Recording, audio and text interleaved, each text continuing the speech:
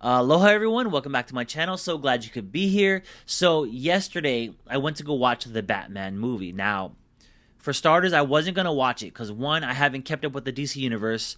Two, I was just not a fan. I like Batman. I don't hate the DC universe.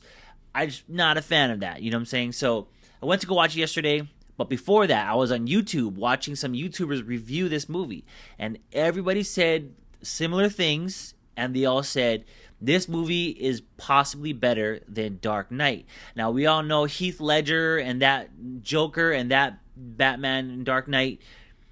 It's like, wow, it was a great movie. You know what I'm saying?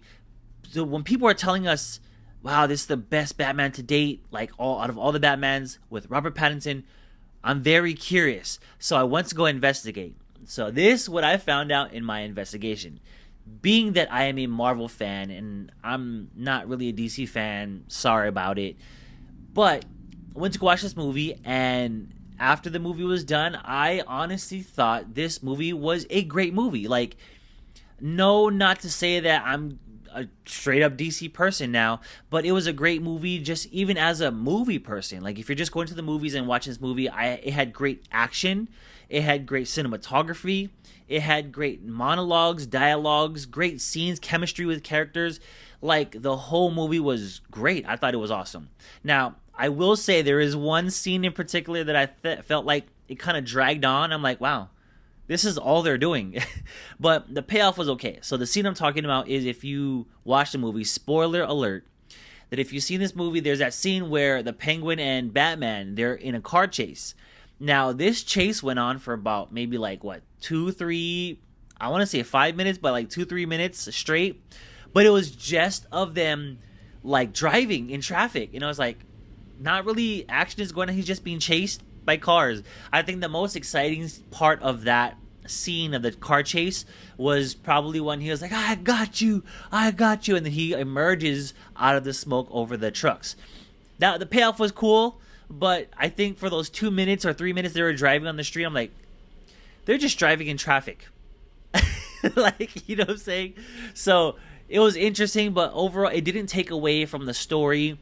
I will say though, it is 3 hours long, and boy, like, you have to convince me that this movie was great in order for me to stick around for a 3 hour movie. I can stay in a 2.5, 3 hour movie for Marvel, no problem. But yes, it's a 3 hour movie. I feel like there was a lot of elements to this movie that possibly could have be true to it's better than Dark Knight. I'm not saying it is or isn't, but I'm just saying that this movie, The Batman, has elements that could possibly be just as great as Dark Knight. Now, obviously, my opinion might not hit with a lot of people. You may not agree, disagree, whatever, but it's just my opinion. It's just me as a moviegoer, me loving watching superheroes in movies. Obviously, I'm a Marvel fan, so I thought this was a great movie. Coming from a person who has not kept up with DC or hasn't really cared about the Batman character in a very long time, there's my review, y'all. There it is. But if you like this review, go ahead and like this video. Go ahead and comment down below. Did you like this movie? Did you see it? Are you a DC Marvel fan? And go ahead and subscribe to my channel. Make sure you turn on those post notifications so you don't miss out on the next video. Until next time, y'all. Aloha.